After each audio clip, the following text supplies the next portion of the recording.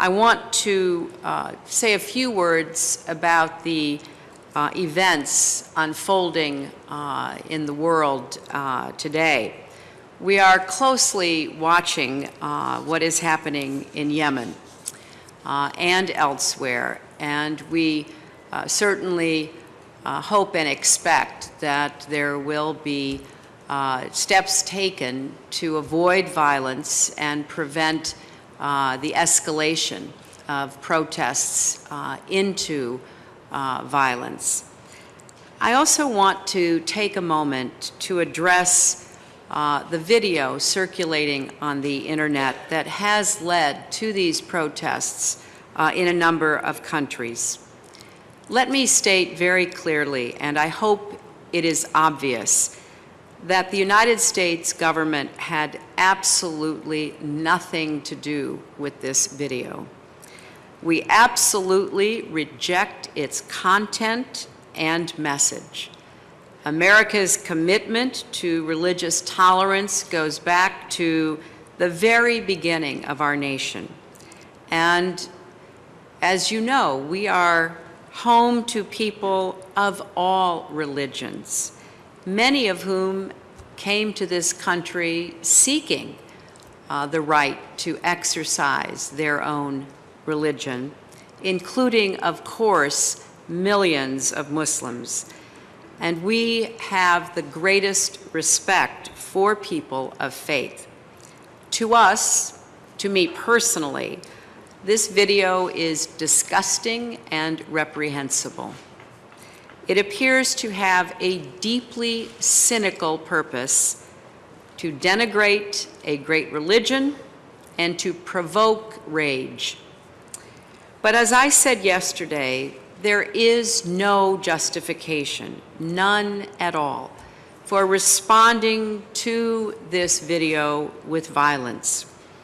We condemn the violence that has resulted in the strongest terms, and we greatly appreciate that many Muslims in the United States and around the world have spoken out on this issue.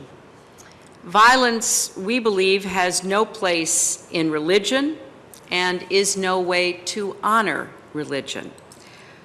Islam, like other religions, respects the fundamental dignity of human beings, and it is a violation of that fundamental dignity to wage attacks on innocents.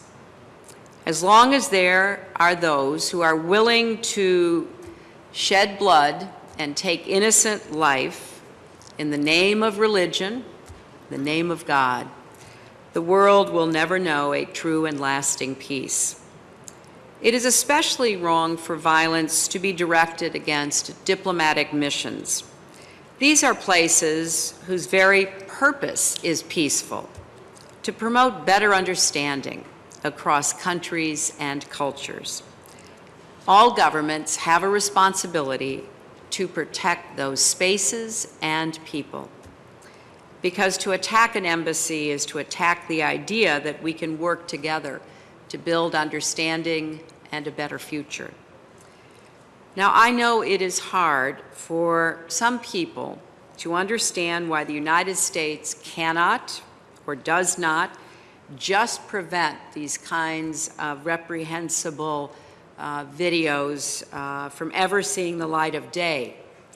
Now, I would note that in today's world, with today's technologies, that is impossible.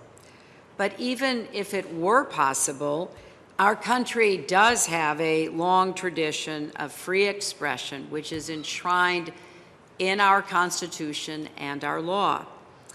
And we do not stop individual citizens from expressing their views, no matter how distasteful they may be. There are, of course, different views around the world about the outer limits of free speech and free expression.